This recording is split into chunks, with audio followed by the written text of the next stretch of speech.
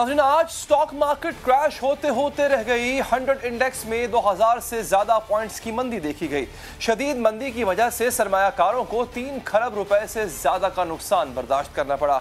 Stock market में इतनी ज्यादा मंदी की वजह ये बताई जा रही है कि पाकिस्तानी मईशत को ऊपर तले बहुत सी बुरी खबरों का सामना करना पड़ा। पाकिस्तान का तजारती खसारा 10.2 अरब डॉलर तक पहुंच गया है। ये खसारा 94% बनता है। बढ़ता हुआ करंट अकाउंट खसारा भी हुकूमत के लिए खतरा है, जो माली साल के 4 माह में 5 अरब डॉलर से बढ़ गया है। स्टेट बैंक शरह सूद बढ़ाकर 8.75% कर चुका है और इस शरह में मजीद इजाफे का इम्कान भी जाहिर किया जा रहा है। महंगाई की शरह डबल डिजिट में जा पहुंची है। इस वक्त 11.5% के साथ महंगाई 21 माह की बुलंद तरीन सतह पर है। ऊपर से ये खबरें भी आ रही हैं कि हुकूमत मिनी बजट लाने की तैयारी कर चुकी है, जिससे मजीद महंगाई का नया तूफान आएगा। ये मिनी बजट IMF के दबाव पर लाया जा रहा है। IMF कहता है 17% की यकसा शरह से जनरल सेल्स टैक्स लगाएं। IMF की शर्त पर 350 अरब रुपए की टैक्स छूट खत्म की जाएगी। मजीद 350 अरब रुपए की पेट्रोलियम डेवलपमेंट लेवी भी लगाई जाएगी। इसके लिए हुकूमत हर माह पेट्रोलियम लेवी की मद में 4 रुपए इजाफा करने की पाबंद है, जिससे पेट्रोल तो महंगा होगा ही, चंद माह बाद बिजली भी मजीद महंगी हो जाए। PDL का होगा, जिसमें 4 रुपया हर महीने हमने बढ़ाना है ताकि वो 30 रुपए तक जाए। हमारा एनर्जी के ऊपर जो एग्रीमेंट हुआ IMF से, चंद माह के बाद एक शायद हमें टैरिफ राइज करना पड़े। सऊदी अरब ने पाकिस्तान की मदद की है। इस मदद के लिए बहुत ही सख्त शराइत आयद की हैं। पाकिस्तान ने सऊदी अरब से 3 अरब डॉलर्स मांगे थे ताकि इसके ज़रिए मुबादला के ज़खायर मुस्तहकम रहे। सऊदी अरब ने ये 3 अरब डॉलर्स बतौर कर्ज दे भी दिए, लेकिन पाकिस्तान ये रकम खर्च नहीं कर सकेगा। हाँ, इस कर्ज पर 4% की शरह से सूद जरूर देगा। सऊदी अरब की यह शर्त भी है कि सिर्फ 3 दिन के नोटिस पर वो ये रकम पाकिस्तान से वापस मांग सकता है और पाकिस्तान ये रकम वापस करने का पाबंद होगा। जो तेल सऊदी अरब उधार दे रहा है, इस पर भी 3.8% सूद लेगा। इससे भी खौफनाक शर्त यह है कि पाकिस्तान किसी वजह से बैरूनी अदायगियां नहीं कर सकता तो सऊदी अरब अपने पैसे फौरन वापस मांग सकता है। इन शराइत के मुताबिक अगर पाकिस्तान अदायगी न कर पाया तो दिवालिया यानी डिफॉल्ट करार पाएगा और अगर IMF की रुकनियत छोड़ी तो भी दिवालिया करार पाएगा। यहां तक कि असल रकम अदा कर दी और सूद अदा न कर पाया तो दिवालिया ही करार पाएगा। वफाकी हुकूमत ने आटा, चीनी, चावल, घी और दालों पर सब्सिडी देने का फैसला भी मुअख्खर कर दिया है। अब यूटिलिटी स्टोर से भी ये चीजें कम कीमत पर नहीं मिलेंगी। सुई नॉर्दर्न गैस कंपनी ने ओगरा को गैस टैरिफ में 150% इजाफे की दरख्वास्त दे दी है।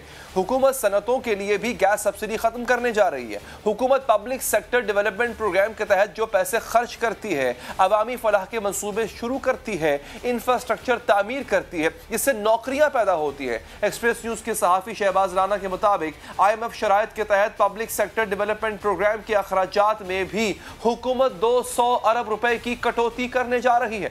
दिफाई इदारों के साजो सामान की खरीदारी के लिए रखे गए बजट में भी 50 अरब रुपए की कटौती की गई और शहबाज राना ने ही यह खबर दी है कि हुकूमत ने सेक्रेटरी फाइनेंस यूसुफ खान की तैनाती के 6 माह बाद ही उनका तबादला कर दिया। हुकूमत अपने 3 साल में 6 फाइनेंस सेक्रेटरी तब्दील की। अब के रुपए के मुकाबले पर अमरीकी डॉलर भी तारीख की बुलंद तरीन सतह को छू गया। अमरीकी करेंसी की कदर में 94 पैसे का इजाफा देखा गया। 175 रुपए 48 पैसे में मिलने वाला डॉलर 176 रुपए 42 पैसे का हो गया। ओपन मार्केट में तो डॉलर 176 रुपए 56 पैसे का मिल रहा है। इस बात के बावजूद डॉलर महंगा हुआ कि मशीर खजाना ने इसकी कीमत कम होने की पेशगोई की थी और सट्टेबाजों को वार्निंग दी। स्पेकुलेटर्स को सिर्फ इतना वार्न करना चाह रहा हूँ कि ये रुपया दूसरी साइड पे जाएगा। हम कोई ऐसे इकदाम करें जिसको दूसरी साइड पे जाएगा और जब जाएगा तो उनको बहुत बुरी मार पड़ेगी। तो यो इस किस्म की स्पेकुलेशन में ना घुसे, रुपया दोनों साइड पे मूव करेगा। आज इक्तिसादी राब्ता कमेटी इजलास में रेलवे मुलाजमीन के वाजिबात और माली पैकेज के लिए ग्रांट जारी करने की समरी पर फैसला भी मुअख्खर कर दिया गया। यानी हुकूमत के पास रेलवे मुलाजमीन और पेंशनर्स के वाजिबात चुकाने तक के पैसे नहीं हैं।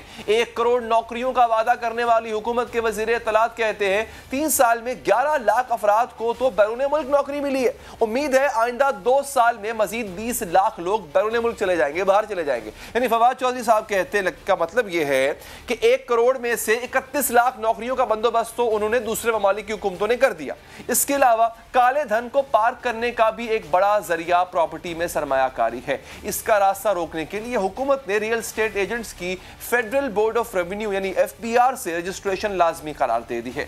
اس سے کسی بھی پراپرٹی کی خرید و فروخت کا حساب FBR تک پہنچا جائے گا۔ ان اقدامات سے کالے دھن کا راستہ تو رکے گا، لیکن پراپرٹی میں سرمایہ کاری سے جو نوکریاں پیدا ہوتی ہیں ان کا راستہ بھی رک جائے گا۔ اس تمام صورتحال پر بات کریں گے ماہر اور نسٹ کے پرنسپل ڈاکٹر اشفاق حسن صاحب سے۔ ڈاکٹر صاحب بہت شکریہ آپ کے قیمتی وقت کا۔ ڈاکٹر صاحب یہ جو اتنا کچھ میں بتا چکا ہوں، اس میں گھری ہوئی حکومت یہ کہاں پہ جا کے ختم ہوگا؟ یہ سلسلہ جو مسلسل مہنگائی کا ہے، مسلسل روپے کی گراوٹ ڈالر کے اوپر جانے کا ہے، ٹیکس بڑھانے کا، ٹیکس چھوٹ ختم کرنے کا، بجلی بڑھانے کا، عوامی سہولیات ختم کرنے کا سلسلہ ہے، یہ کہاں رکتا دیکھ رہے ہیں آپ؟ ایک سوال میں کئی سوالات ہیں اور میں میرے نزدیک 3 سوال ہیں، میں تینوں کا جواب دینا چاہتا ہوں۔ سب سے پہلی چیز یہ ہے کہ آپ نے کہا کہ سٹاک مارکیٹ میں آج 2000 پوائنٹ کے قریب نیچے چلا گیا، گر گیا۔ دیکھیں سٹاک مارکیٹ جو ہے ہمیشہ information driven and sentiment driven ہوتی ہے، ٹھیک ہے؟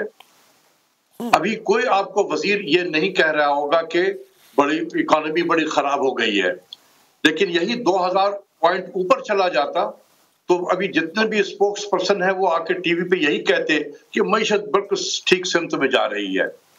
تو میں ان کے لیے بھی اور آپ کے ناظرین کے لیے بتانا چاہتا ہوں کہ اسٹاک مارکیٹ انفارمیشن سے ریاکٹ کرتی ہے، سینٹیمنٹ سے ریاکٹ کرتی ہے، انوائرمنٹ سے ریاکٹ کرتی ہے۔ تو اس وقت کیا سینٹیمنٹ ہے؟ دیکھیں ایک انسرٹن 3 طرح کی انسرٹنٹی اس وقت پائی جا رہی ہے۔ پہلی انسرٹنٹی ہے ایکسچینج ریٹ کے حوالے سے، جیسے آپ نے کہا کہ تاریخ کے بلند ترین پہ ہے، ہو سکتا ہے کہ کل کہیں اور چلی جائے، اس سے بھی بلند چلی جائے۔ تو ایک انسرٹنٹی تو ہے، جو لوگ بھی بزنس میں ہے، انڈسٹریز میں ہے، وہ پریشان تو ہو رہے ہوں گے کہ یار میں کیا کروں کہ آج LC کھولوں نہ کھولوں، ہو سکتا ہے کہ کل پیچھے کی طرف آ جائے، تو وہ اسی طرح سے ویٹ اینڈ سی کے موڈ میں چلے جاتے ہیں۔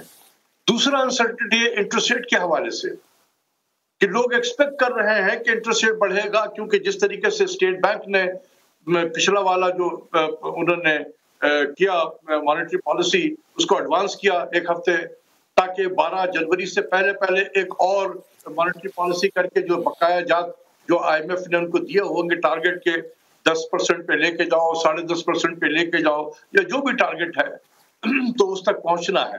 تو وہ ایک انسرٹنٹی اس کی وجہ سے بھی ہے، اور انٹرسٹ ریٹ جب بڑھتا ہے تو اسٹاک مارکیٹ پہ اس کا بڑا نیگیٹو اثر پڑتا ہے، کیونکہ بدلہ فائنانسنگ کا ریٹ بڑھ جاتا ہے۔ اور تیسری انسرٹنٹی جو ہے، آپ خود سوچیں کہ جب یہ خبر آئے میڈیا کے ذریعے سے، اخبارات کے ذریعے سے، کہ پرائم منسٹر نے تینوں گورنر کو اسلام آباد بلا لیا ہے مشورہ کرنے کے لیے، تمام تینوں وزرائے اعلیٰ کو بلا لیا گیا ہے اسلام آباد میں مشورہ کرنے کے لیے، مشاورت ہو رہی ہے، وزیروں سے کہا گیا کہ ملک سے باہر کوئی ٹریول نہیں کرے گا، تو لوگوں کے اندر لازمی چیز ہے کہ بھائی کیا ہونے والا ہے۔ یہ انسرٹنٹی کس نے پھیلائی ہے؟ گورنمنٹ کی طرف سے ہوا نا، کہ اس طریقے سے اگر آپ ایک ایکسٹرا آرڈنری کام کریں گے تو لوگوں کے ذہن میں یہ لازماً یہ آئے گا کہ پتہ نہیں کیا ہونے والا ہے، کہ پرائم منسٹر نے وزراء کو پہ پابندی لگا دی کہ وہ ملک سے نہیں باہر جائیں گے، اور مشاورت کے لیے تینوں گورنر کو بلا لیا ہے، وزرائے اعلیٰ کو بلا لیا ہے، کور کمیٹی کا اجلاس ہو رہا ہے۔ مطلب گورنمنٹ خود ایک الارم کریٹ کر دیا اس کی وجہ سے۔ ایک تو یہ بے یقینی ہے، اس میں کوئی شک نہیں، ایک بہت بڑی بے یقینی کی فضا ہے پورے ملک میں، ایک تو یہ فیکٹر ہے۔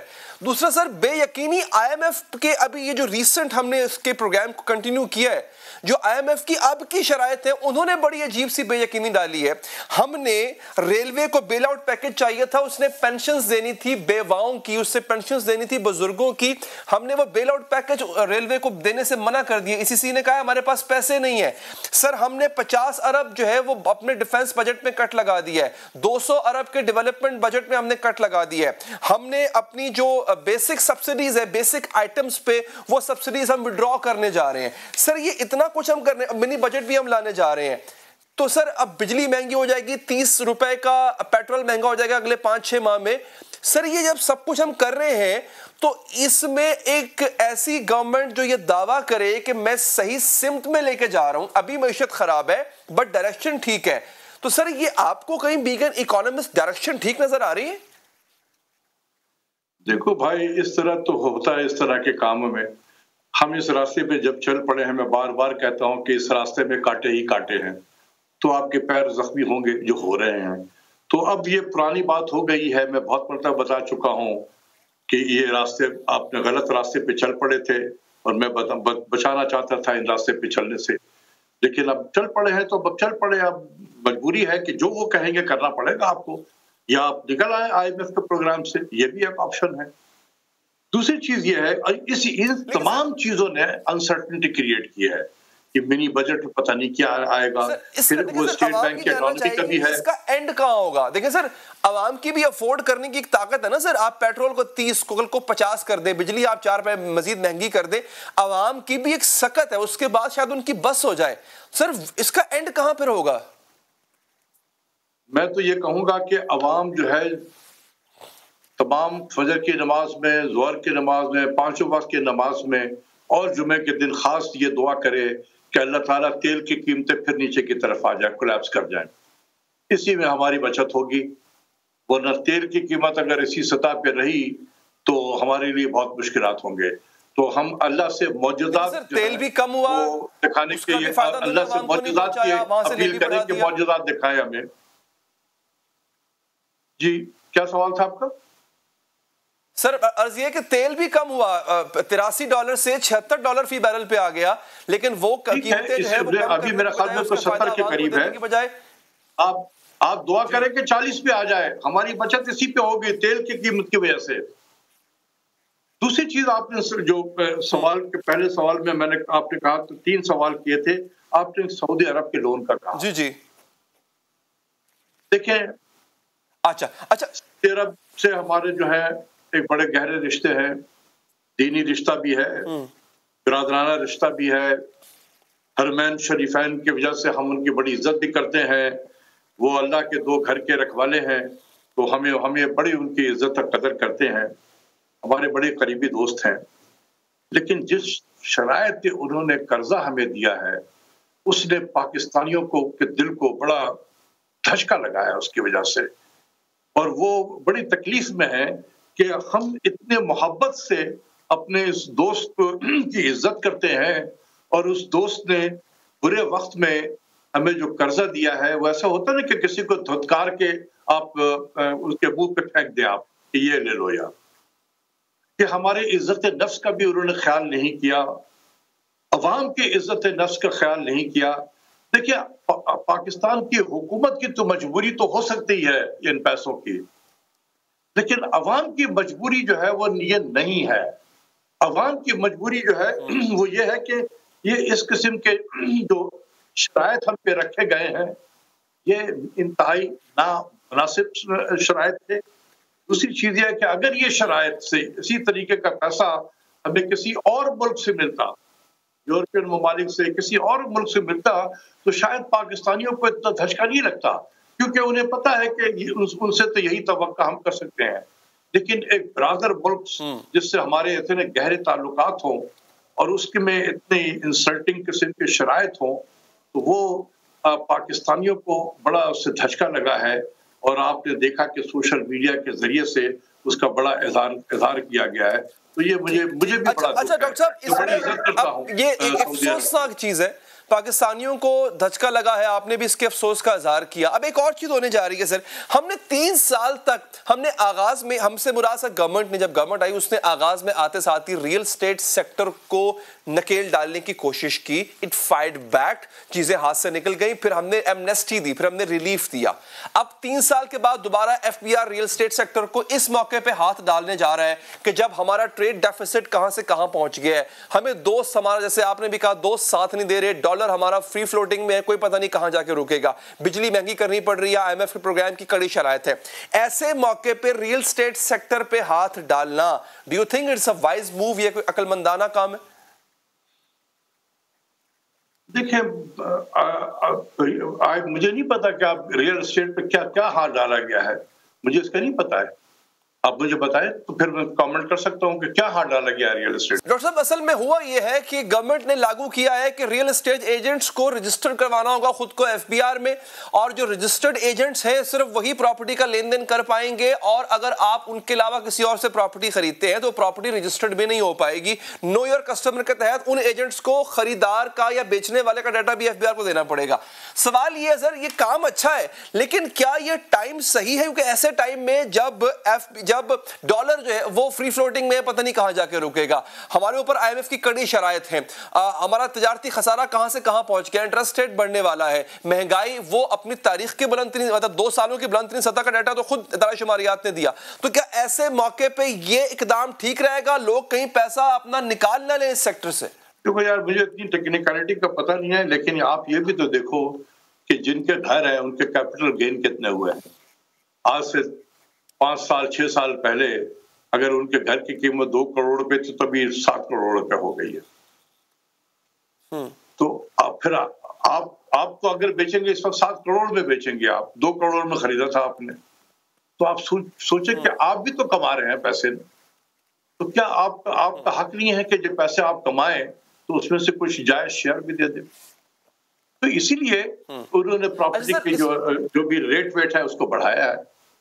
देखिए बात यह है ना कि हमारे यहाँ जो साहिब हैसियत लोग हैं, एक मसला और भी है सर, मैं अर्ज करता चलूं सर, एक मसला और भी है जो कि एफबीआर करने जा रही है, वो नो योर कस्टमर का, अपने कस्टमर को जानने वाला, कि उस पर्टिकुलर प्रॉपर्टी डीलिंग कंपनी को या उस शख्स को उस कस्टमर की पूरी डिटेल जो प्रॉपर्टी खरीद रहा है वो एफबीआर के पास जमा कराने पड़ेंगी। लास्ट टाइम भी कोशिश की गई थी।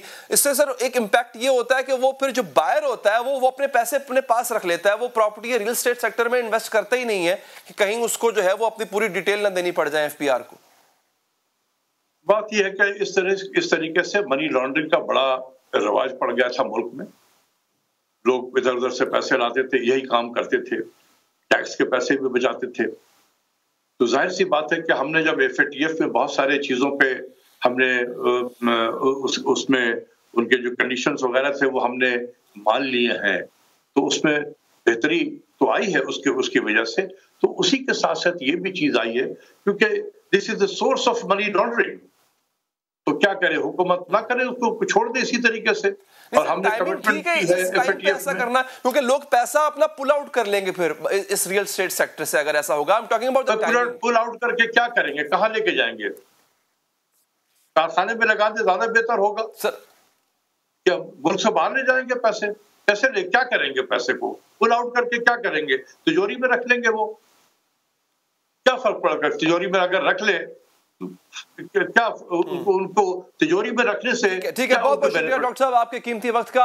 नया बल्दियाती निजाम सिंध में आने जा रहा है, इसके साथ साथ एक बड़ा अजीबो गरीब किस्म का ऑर्डिनेंस भी आ रहा है कि जहां जो तामीर गैर कानूनी हो चुकी, ठीक है उसको वैसे ही रहने दें। ये सिंध हुकूमत करने क्या जा रही है, पूछेंगे सूबाई वजीर नासिर शाह साहब से इस वक्फे के बाद। वेलकम बैक नाज़रीन। अगले सेगमेंट की तरफ बढ़ने से पहले ख्याल ये आया कि क्यों ना बैरून मुल्क पाकिस्तानियों से ही पूछ लिया जाए कि जो दावा है हुकूमत का कि बहुत से पाकिस्तानी 11 लाख पाकिस्तानी मुल्क से बाहर गए नौकरी करने के लिए, अगले 2 सालों में 20 लाख तक हो जाएंगे, तो क्या माहौल है, क्या नौकरियां मिल रही है वहां पे? कौन से जो है वो यूरोप ने और अमेरिका ने कौन से दरवाजे खोल दिए हैं कि पाकिस्तानी धड़ाधड़ बाहर जा रहे हैं? हमारे साथ मौजूद है EU पाक फ्रेंडशिप फेडरेशन के चेयरमैन जनाब चौधरी परवेज दूसर साहब। चौधरी साहब बहुत शुक्रिया आपके कीमती वक्त का। तो साहब ये हुकूमत दावा कर रही है कि लाखों पाकिस्तानी यूरोप जा रहे हैं, दीगर ममालिक में जा रहे हैं, नौकरियां उनको मिल रही हैं धड़ाधड़। तो ये क्या कोविड खुलने के बाद, कोविड रिस्ट्रिक्शंस खत्म होने के बाद, कारोबार दुनिया खुलने के बाद दोबारा मौके मिल रहे हैं पाकिस्तानियों को? Thank you. सबसे पहले तो आपने मुझे मदऊ किया। मैं तो असल वो एक पंजाबी का लफ्ज है बोंगियां, ये बोंगियां मारने वाली चीजें गवर्नमेंट की बड़ी समझ से बाहर है। यहाँ पर या तो इनको जो है वो FIA ने कोई डाटा ना दे दिया हो कि वो जंटी के थ्रू या ह्यूमन स्मगलिंग के थ्रू ये लोग गए हैं। यूरोप में तो कोई ऐसी बात ही नहीं है। अच्छा। ना ही यहाँ पर पहले जो यहाँ पर हम लोग रह रहे हैं, ये कोविड के दरमियान में यहाँ हजारों नहीं लाखों लोग बेरोजगार हुए हैं। अभी 2 हफ्ते पहले ही यहाँ पर एक आपने देखा होगा हॉलैंड और बेल्जियम में, ये यूरोप के बड़े तकड़े मुल्क हैं, यहाँ पर प्रोटेस्ट हुआ वैक्सीन के खिलाफ और एम्प्लॉयमेंट के खिलाफ। मेरी समझ से बाहर है कि ये जो हमारे हुकूमती वज़रा हैं ऐसी बातें करके किसको बेवकूफ बना रहे हैं और क्यों ऐसी हरकतें करते हैं कि जब हमें हमारी बातों की मनफी करना पड़ता है। ये बात शायद आपको याद हो, ये पहले भी हमारे जो मिनिस्टर हैं ऐसी बातें करते रहते हैं। GSP प्लस रिलेटेड भी एक दफा ऐसी बोंगी किसी ने मारी थी। खुदा रहा वो काम ना करें। यहाँ पर अगर आपसे डिलीवर नहीं हो रहा है या कोई ऐसी चीजें हैं तो आप अपरूने मुल्क जो पाकिस्तानी जो इस मुल्क की रीढ़ की हड्डी के तौर पे काम कर रहे हैं, आप उनको मुतनाज़ ना बनाएं और उनको जो है अपनी वो वहाँ की सियासत का, ये गंदी सियासत का हिस्सा ना बनाएं। यहाँ पर जो कह रहे हैं कि हमने यहाँ 11 लाख या 18 लाख, ये एक ऐसी बोंगी है जिसको भी कल ही मैं चैलेंज करता हूँ आपके प्रोग्राम के जरिए, जिस हुकूमती नुमाइंदे या मिनिस्टर ने ये जवाब दिया है, कल वो मेरे साथ किसी टीवी पे आ जाए और मैं उसको बताऊं कि खुदा रहा ऐसे काम ना करें। बल्कि यहाँ पर तो लोगों की जान जा रही है। आपका किस मुल्क के साथ एग्रीमेंट हुआ है, कौन से मुल्क के साथ आपके ये हुआ है कि एम्प्लॉयमेंट आप दे रहे हैं। जर्मनी आपके पीछे लगा हुआ था कि इस मौजूदा गवर्नमेंट के कि आप हमारे साथ एग्रीमेंट करें, कुछ टेक्निकल लोग या इंजीनियर भेजे, वो तो आप करने में नाकाम रहे हैं। अच्छा। तो दूसरी तरफ आप कह रहे हैं कि 11-18 लाख लोगों को हमने बाहर भेजा। कहा अपने घरों से बाहर भेजा, शायद ये घरों से बाहर भेजना मुल्क से बाहर भेजने के मुतरादिफ समझ रहे हैं। ऐसी चीजों से अवरशील पाकिस्तानी हमें तो हर वक्त ये टीवी जब देखते हैं ऐसे लोगों की ये ऐसे बातें सुन के हमारे तो सर शर्म से झुक जाते हैं। हमें पाकिस्तान की सालमियत की जरूरत है, झूठा प्रोपेगेंडा, यानी आप बतौर चेयरमैन EU पाक फ्रेंडशिप फेडरेशन आप इस चीज को नेगेट कर रहे हैं कि ऐसा कुछ नहीं हुआ, ये रियलिटी के करीब नहीं है बात। बहुत बहुत शुक्रिया चौधरी साहब, आपके कीमती वक्त दिया। आगे बढ़ेंगे नाज़रीन। सिंध में कानून साजी के नाम पर अजीब खेल जारी। पीपल्स पार्टी की हुकूमत अपोजिशन के तहफ़्फ़ुज़ात को सुने बगैर मनपसंद और मर्जी के कानून बना रही है। पहले सूबाई असम्बली से बल्दियाती निज़ाम का तरमीमी कानून मंजूर कराया गया और अब गैर कानूनी तामीरात और तजावुज़ात को कानूनी बेसाखी देने का ऑर्डिनेंस लाया जा रहा है। गुज़िश्ता हफ्ते मंजूर होने वाले बल्दियाती निज़ाम तरमीमी बिल के खिलाफ सूबे भर की दीगर जमातें सरापा एहतजाज बनी हुई हैं। जमात इस्लामी तहरीक चलाने का ऐलान कर रही है, MQM भी सड़कों पर आने की धमकी दे रही है, जबकि पाक सरजमीन पार्टी और PTI इस कानून को अदालत में चैलेंज कर चुकी है। अपोजिशन जमातों का मौक़िफ़ है कि इस कानून से बल्दियाती निज़ाम में पीपल्स पार्टी की इजारादारी कायम होगी। ये काला कानून आइन की खुला खुलम खिलाफ। सिंधु देश के मंसूबे का एक बड़ा मंसूबा नए बल्दियाती निज़ाम के नाम से इस शहर पर और सिंध पर और सिंध के शहरी इलाकों पर मुसल्लत किया जा रहा है। इस बिल को हम यकसर अवाम दुश्मन समझते हैं। पीपल्स पार्टी ने अपनी आमराना रविश को बरकरार रखते हुए सिंध असम्बली से एक बिल पास करवा लिया। ये जो कराची के साथ और सिंध के अवाम के साथ धोखा होने जा रहा है, आपने इसके खिलाफ तहरीक चलानी है। अपोजिशन जमातों के इस सख्त रद्द अमल पर PP हुकूमत की जानिब से भी एक कदम पीछे लिया गया। आज सूबाई वजीर सईद गनी ने प्रेस कॉन्फ्रेंस में मौक़िफ़ में लचक दिखाते हुए कहा है कि अगर अपोजिशन को बल्दियाती कानून पर एतराज़ात हैं तो वो लेकर आए, इन पर गौर किया जाता है। जो हेल्थ और एजुकेशन का काम जो मोस्टली प्रोविंशियल गवर्नमेंट के पास है, ये जो शोबे हैं, जो हॉस्पिटल्स और स्कूल्स और डिस्पेंसरीज चली जाएं ताकि हम उसको बेहतर करें। लेकिन इस पर भी अगर अपोजिशन ये समझती है कि जी ये फैसला ठीक नहीं है और ये बल्दिया के पास ही रहने चाहिए, इस पर भी हमारी कोई जिद नहीं है, हम इस पर भी बातचीत करना चाहते हैं। गुज़िश्ता हफ्ते 26 नवंबर को सिंध हुकूमत ने जो बल्दियाती कानून असम्बली से मंजूर कराया, इसके मुताबिक सिंध के नए बल्दियाती निज़ाम के तहत बल्दिया उस्मा कराची से शहर के बड़े अस्पतालों बशमूल सोभराज अस्पताल, अब्बासी शहीद अस्पताल, सरफराज रफीकी अस्पताल और मेडिकल एंड डेंटल कॉलेज का इंतजाम वापस लेकर सूबाई हुकूमत के ज़ेर इंतजाम दे दिया गया है। इसके अलावा पैदाइश और अमवात के सर्टिफिकेशन जारी करने और इन्फेक्शंस डिजीज़ समेत तालीम और सेहत के शोबों पर लोकल गवर्नमेंट का इख्तियार खत्म करके सूबाई हुकूमत के ज़ेर इंतजाम दे दिया गया है। इन्हीं तरामीम की वजह से अपोजिशन इल्ज़ाम लगा रही है कि इख्तियारात में कमी के बाद बल्दियाती निज़ाम बेमानी होकर रह जाएगा। बल्दियाती निज़ाम के नए कानून के अलावा सिंध हुकूमत एक और मुतनाज़ कानून भी नाफिज करने जा रही है, जो कि असम्बली की बजाय ऑर्डिनेंस के जरिए लाया जाएगा। तामीरात को रेगुलराइज करने से मुतालिक सिंध हुकूमत का ये मुमकिना कानून पूरे सूबे में जारी गैर कानूनी तामीरात और तजावुजात के खिलाफ ऑपरेशन को फौरी तौर पर रोक देगा। इस वक्त सुप्रीम कोर्ट के हुक्म पर कराची समेत पूरे सिंध में तजावुजात और गैर कानूनी तामीरात के खिलाफ ऑपरेशन जारी है, लेकिन सिंध हुकूमत इस ऑपरेशन को रोकने के लिए एक ऑर्डिनेंस जारी करने जा रही है, जिसके तहत एक कमीशन कायम किया जाएगा, जिसका सरबराह रिटायर्ड जज को बनाया जाएगा। ये कमीशन गैर कानूनी तामीरात की रेगुलराइजेशन का फैसला करेगा। कमीशन रेगुलराइजेशन के लिए किसी फर्म या कंपनी की खिदमत हासिल कर सकेगा।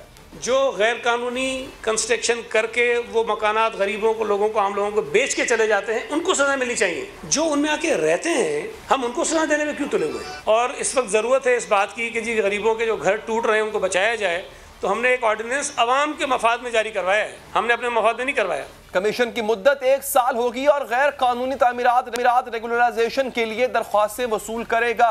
कमीशन को बिल्डर पर जुर्माना तय करने का अख्तियार होगा और बगैर मनसूबाबंदी के बनाए गए तामीरात का फैसला होगा। इस कमीशन को अदालती इख्तियारात हासिल होंगे, जिसके तहत गैर कानूनी तामीरात की रेगुलराइजेशन का फैसला 60 रोज में किया जाएगा। ऑर्डिनेंस के तहत किसी भी हुक्मनामे को चैलेंज नहीं किया जा सकेगा और आर्जी तौर पर पूरे सिंध में इंसदाद तजावुजात ऑपरेशन रोक दिया जाएगा। ऑर्डिनेंस की मंजूरी के बाद इमारतों को गिराने का हुक्मनामा अस खुद 90 रोज के लिए मुअत्तल हो जाएगा। पीपल्स पार्टी हुकूमत की जानिब से मुतारिफ कराए जाने वाले दोनों कवानीन पर मजीद बात करते हैं। हमारे साथ माजी वजीर जनाब नासिर शाह साहब। सर बहुत शुक्रिया शाह साहब आपके कीमती वक्त का। सर क्यों रहे हैं जब किसी को मंजूर नहीं है? ये बलदियाती इलेक्शन कल को सब ने लड़ना होगा, सब इसके हिस्सेदार स्टेक होल्डर्स होंगे, तो ऐसा काम आप क्यों कर रहे हैं जो बाकियों को कबूल नहीं है?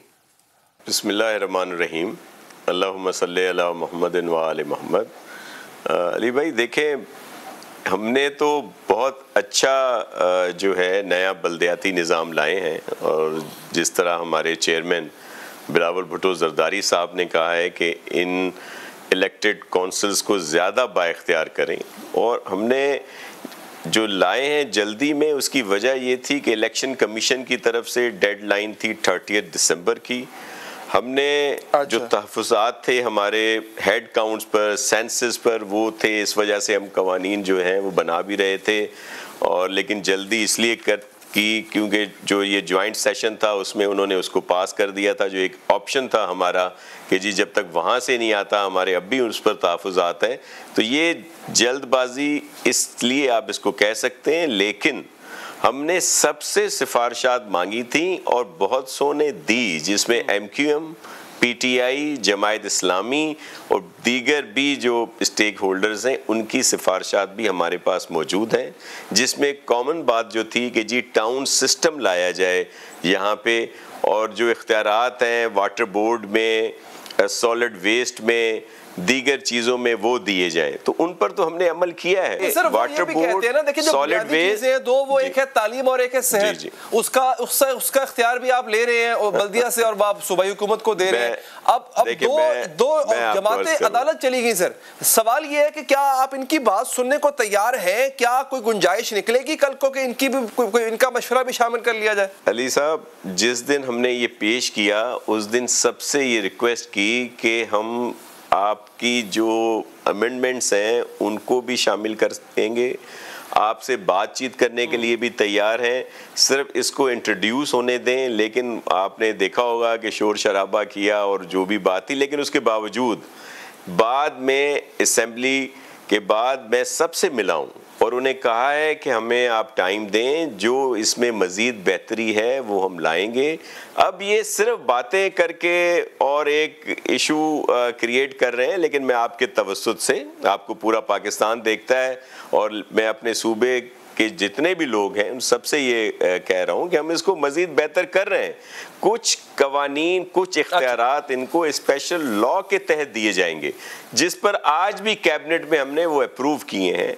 फिर ये कहते हैं ये जो हेल्थ और एजुकेशन है, ये वो इदारे हैं जो कुछ जगहों पे बल्दियात के ज़ेर असर होते हैं, जहाँ पे बेहतरी हम लाना चाह रहे थे कि जो हॉस्पिटल्स हैं इनके पास, वहाँ पे मुकम्मल तौर पर लोगों को तनख्वाहें नहीं मिलती, वो फुल इक्विप नहीं है। अगर वो हेल्थ डिपार्टमेंट में आएंगे तो उसमें बेहतरी आएगी। आप इनको फंड दें या आगे तनख्वाहें दे देंगे? یہ تو بڑا سمپل ہے صاحب, آپ پیسے دے دیں گے آگے نہیں فارورڈ کر دیں گے. جی دیکھیں, فنڈز کا بھی ایک جو تقسیم ہے اس کا ایک طریقہ کار, ایک فارمولا ہوتا ہے. اس وقت بھی صرف کراچی کو سندھ گورنمنٹ جو ہے کے ایم سی کو تنخواہوں کی مد میں 50 کروڑ ماہانہ سے زیادہ دیتی ہے. لیکن ہم صرف یہ کہہ رہے ہیں کہ اگر یہ چاہتے ہیں کہ یہ جو ہیلتھ اور وہ ایجوکیشن جو ان کے پاس تھی ان کے پاس رہے تو ہم اس پہ بات کر سکتے ہیں. کیا صاحب آرڈیننس لے کے آ رہے ہیں آپ, اور جتنی بھی غیر قانونی تعمیرات ہیں سر, اور کراچی تو بھرا پڑا ہے, صحیح آپ بھی مانیں گے سر, غیر قانونی تجاوزات, تعمیرات, چائنا کٹنگ, یہ کٹنگ, وہ کٹنگ. سر یہ ریگولرائز کرنے جا رہے ہیں, یہ کیا ہوگا؟ مطلب کل کو کوئی ساحل بھی بیچنے لگ جائے گا تو اس کو بھی ریگولرائز کر دیں گے. مجرم نہیں پکڑے جا رہے سر, دیکھیں کرائم وہ بڑھ رہا ہے, لیکن سر یہاں پہ ادھر توجہ ہے ساری.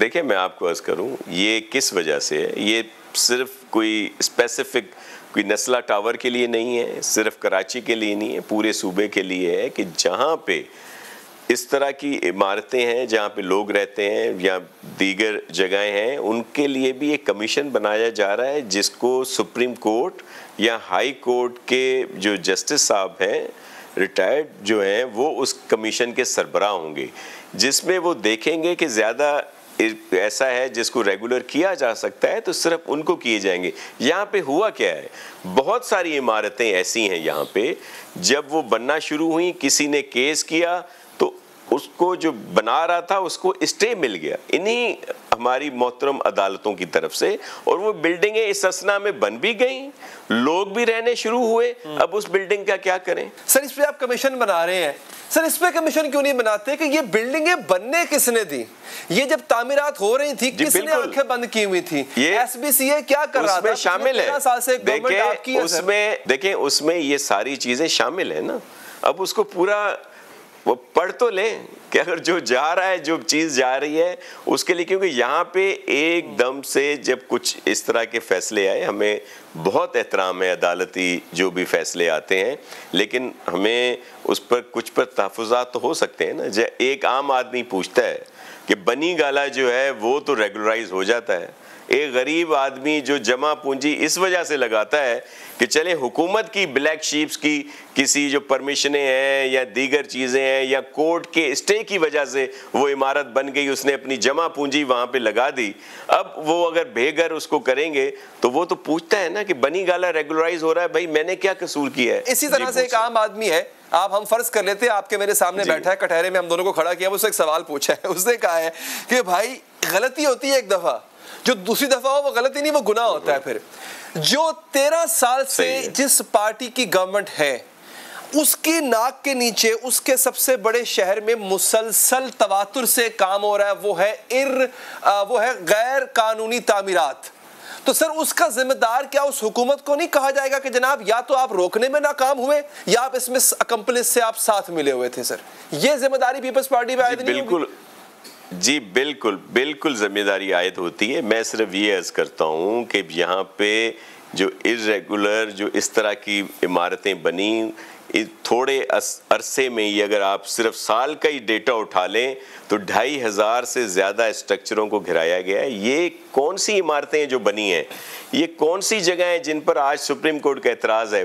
وہ جگہ ہیں جو پاکستان پیپلز پارٹی کے آنے سے پہلے یہاں کی جو با اختیار مقامی حکومتیں تھیں انہوں نے ان ریزیڈنشل روڈز کو کمرشل ڈکلیئر کر دیا, اور جو وہاں پہ علاقے ریزیڈنشل تھے وہ کمرشلائز ہو گئے. اب وہ پرمیشنیں دی گئیں جو وہاں پہ دی گئی, اس کا ذمہ دار کون ہے؟ ہم نے تو سب کے لیے کہا ہے کہ تعین کریں. ہاں پیپلز پارٹی کا ضرور اس کی حکومت میں یہ ضرور ہوگا, اور جو اس میں شامل ہوں گے ان پر ایکشن لیا جائے. پچھلے جی یعنی شاہ صاحب پچھلے 13 سال سے جب سے آپ کی پارٹی آئی ہے کوئی غیر قانونی تعمیر نہیں ہوئی ہے, میں یہ سمجھوں سر؟ دیکھیں ہم نے پوری کوشش کی ہے کہ اس طرح کی تعمیرات نہ ہوں, لیکن اگر کہیں ہوئی ہیں تو میں خود کو بری الذمہ تو قرار نہیں دے رہا نا. میں تو کہہ رہا ہوں جو کمیشن ہے وہ تعین کرے گا, کمیشن جسٹس صاحب ہوں گے, کوئی کسی پارٹی کے کوئی نومینیٹ آدمی تو نہیں ہوگا نا. تو وہ جو تعین کرے گا، اگر ہمارا قصور ہے تو ہم بھی سزا کے لیے تیار ہیں. ہم یہ تو نہیں کہہ رہے کہ یک طرفہ فیصلہ ہے. ان کو سزا بالکل ملنی چاہیے جن کی وجہ سے لوگوں نے اپنے پیسے لگایا اور آج وہ بیچارے بھگت رہے ہیں. وہ کیسے بری الذمہ ہو سکتے ہیں؟ اس میں پاکستان پیپلز پارٹی کا کوئی منسٹر ہو، کوئی اس کے عرصے میں رہا ہوا کوئی بڑا آفیسر ہو، یا جو بھی ادارے ہوں، ان کو سزا ضرور ملنی چاہیے. صاحب بہت شکریہ آپ کے قیمتی وقت کا. یہ اچانک سے گورنر پنجاب چودھری سرور صاحب کا لہجہ کیوں بدل گیا ہے، شکایتیں کیوں کرنے لگ گئے ہیں، اس پر بات کریں گے. ایک وقفے کے بعد آپ کو یہ بھی بتائیں گے کہ یہ جہانگیر ترین صاحب اپنے 40-50 لوگ لے کر اگلے الیکشن میں کس کے ساتھ بیٹھنے جا رہے ہیں. ناظرین، سب سے پہلے میں آپ کو چودھری سرور صاحب کی گفتگو سناتا ہوں جو کہ انہوں نے 2 موقعوں پر کی ہے. دونوں شارٹ سنیے، اس کے بعد ہم اس پر آپ کو گفتگو بھی کریں گے، بتائیں گے بھی کہ آخر ہونے کیا جا رہا ہے. IMF نے ٹوٹل ہمیں $6 بلین دینا ہے over the period of 3 years. $2 billion انہوں نے سالانہ ہمیں دینا ہے اور ہماری ہر چیز انہوں نے لکھوا دی. اور اوورسیز پاکستانی، اور وہ لون ہے، چارٹی نہیں ہے، لون ہے، ہر چیز لکھوا دی انہوں نے. $6 بلین دے کے 3 سالوں میں دینا ہے. یہ ایک بدقسمتی ہے کہ ہم اپنے ملک میں جو جوڈیشل ریفارم چاہیے، جو پولیس ریفارم جس طریقے کی چاہیے، وہ شاید ہم لانے میں ابھی تک کامیاب جو ہے وہ نہیں ہوئے. یہ عہدہ میں نے مانگ کے نہیں دیا، یہ مجھے دیا گیا. آپ کو سائڈ پہ لگا دیں گے، یہ لگتا ہے مجھے، یہ بعد میں مجھے پتا چلا. گورنر سرور کا لہجہ بھی بدل گیا ہے اور بڑا کچھ مان بھی گئے ہیں. وہ چیزیں مان گئے ہیں جو اپوزیشن کہتی تھی کہ یہ کچھ ہو رہا ہے. آخر کیوں ہو رہا ہے، بات کریں گے. بیورو چیف نعیم حنیف صاحب ہمارے ساتھ موجود ہیں. نعیم صاحب، یہ گورنر صاحب کا یہ اتنے بدلے کیوں ہیں؟ شکایتیں بھی کر رہے ہیں، مایوسی کا اظہار بھی کر رہے ہیں، اور اب یہ بھی مان رہے ہیں کہ ہم جو ہے وہ معیشت کا بیڑا غرق کر چکے ہیں IMF کی ہر بات مان کے.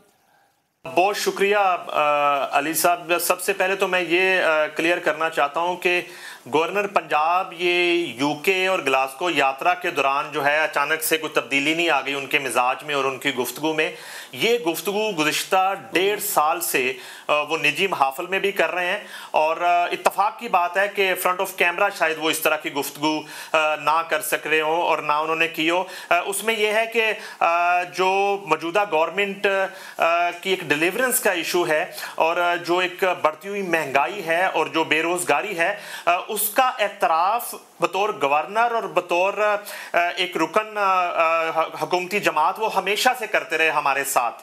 اور جہاں تک یو کے میں انہوں نے وہاں جا کے کچھ پریس کانفرنس میں جو گفتگو کی، انہوں نے IMF کی جو کڑی شرائط جو ہے بالکل اس پہ انہوں نے بات کی، اس پہ تنقید کی، اور اس کے علاوہ جو ریفارمز وہ نہیں کر سکے اور جو موجودہ صورتحال ہے پورے پاکستان کی اور یہاں کے عوام کی جو مشکلات بڑھ رہی ہیں، اس کا ایک اعتراف فرنٹ آف کیمرہ اس دفعہ کیا. ایک چھوٹی سی کہانی میں آپ کو سناتا ہوں جس وجہ سے شکوک و شبہات پیدا ہوتے ہیں اور دیگر جماعتوں میں یقیناً ایک اطمینان کی لہر اس طرح کی دوڑ جاتی ہے کہ شاید کوئی ٹوٹ پھوٹ ہونے جا رہی ہے. گورنر پنجاب کی حد تک تحریک انصاف کے اندر ٹوٹ پھوٹ کی کوئی صورتحال فی الوقت موجود نہیں ہے. اگر ایسا ہونا ہوتا تو آج سے 1.5 برس پہلے گورنر پنجاب اپنا ریزائن جو ہے اسی طرح سے اپنے چیئرمین اور وزیر اعظم پاکستان کو پیش کر دیتے جس طرح انہوں نے سابق دور میں جو ہے وہ ریزائن کر دیا تھا.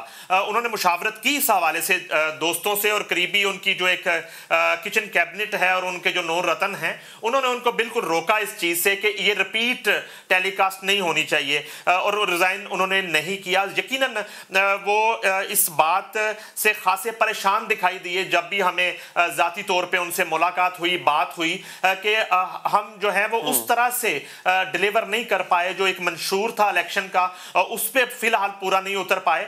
میں وہ کہانی یہ سنانا چاہ رہا تھا کہ یہ حقیقت ہے کہ گورنر پنجاب چودھری محمد سرور کو ایک پلاننگ کے ساتھ جو ہے وہ MPA کا الیکشن نہیں لڑنے دیا گیا تھا، اور وہ بالکل ایک پلان تھا PTI کے جو ہے رہنماؤں کا. اچھا نعیم صاحب یہ بتائیے کہ سر یہ اب ہونے کیا جا رہا ہے؟ یہ یعنی کہ آپ یہ کہہ رہے ہیں کہ یہ صرف چودھری صاحب بیانات کی حد تک رہیں گے، لیکن یہاں پہ جہانگیر ترین صاحب بھی ملاقاتیں شروع کر دی. انہوں نے ان کی یوسف رضا گیلانی سے ملاقات بھی ہوئی، اس کی تصویر بھی وائرل ہے، ساتھ میں اون چودھری بھی بیٹھے ہوئے تھے. کیا ترین صاحب کا سرور صاحب کا کوئی تعلق ہے؟ آپ مطلب ایسا تعلق ہے کہ جو آگے چل کے کسی تبدیلی کا پیش خیمہ بنے؟ ترین صاحب کا وزیر اعظم پاکستان اور اپنے جو دیرینہ دوست प्राइम मिनिस्टर पाकिस्तान इमरान खान साहब के अलावा पीटीआई के तकरीबन तमाम रहनुमाओं से उनका राब्ता भी है, उनका ताल्लुक भी है। लेकिन यहाँ जो आपका सवाल है वो मैं ख़बर आपको दे देता हूँ कि तरीन साहब जो हैं वो पीपल्स पार्टी से मुआहिदा कर चुके हैं और वो अगला इलेक्शन जो है वो बतौर इत्तेहादी पीपल्स पार्टी के इत्तेहाद के साथ लड़ेंगे। और यहाँ तक के यूसुफ रजा गिलानी साहब से और चेयरमैन पाकिस्तान पीपल्स पार्टी आसिफ अली जरदारी साहब से सीट एडजस्टमेंट की हद तक जो है वो मामलात उनके तय पा चुके हैं। यानी कि जहांगीर तरीन अगला इलेक्शन जो है वो पीटीआई, नून लीग और दीगर जमातों के खिलाफ लड़ेंगे और पीपल्स पार्टी से इत्तेहाद करके लड़ेंगे और बतौर एक आजाद ग्रुप, आजाद पार्टी के उनका ये इत्तेहाद सामने आएगा। अच्छा, ये बड़ी आम खबर है आपने दी है नईम हनीफ साहब। ये बताइएगा, ये जो तरीन साहब का प्लेटफॉर्म होगा वो क्या होगा? मतलब वो पीटीआई के प्लेटफॉर्म से तो फिर नहीं लड़ेंगे, आज़ाद हैसियत में लड़ेंगे? और खाली ये तरीन साहब होंगे या वो जो ग्रुप के 40-50 लोग थे जिनको साथ लिए फिरते थे अदालतों में, क्या वो भी होंगे? और क्या इसमें गवर्नर सरवरस भी शामिल होंगे इन इत्तेहादियों में? देखें, बिल्कुल उनकी जो है दोस्तियां हैं तरीन साहब की, गवर्नर पंजाब उनके बिल्कुल जरीना दोस्त हैं। और वो जो एक मैं किस्से का जिक्र कर रहा था, उस तरह के प्लान जब होते थे, जब शाह महमूद कुरैशी एनए की सीट जीत जाते थे और जो है वो नीचे सूबाई असम्बली की सीट एक बिल्कुल नौमौलूद एक कैंडिडेट से हार जाते थे, तो ये सारी सूरत हाल मुश्तरका ही थी और वो बिल्कुल आज़ाद हैसियत में लड़ेंगे। और पार्टी की बहुत बहुत शुक्रिया, आपका प्रोग्राम यहाँ पर खत्म हुआ चाहता है, दीजिए इजाजत, अल्लाह ने के बाद।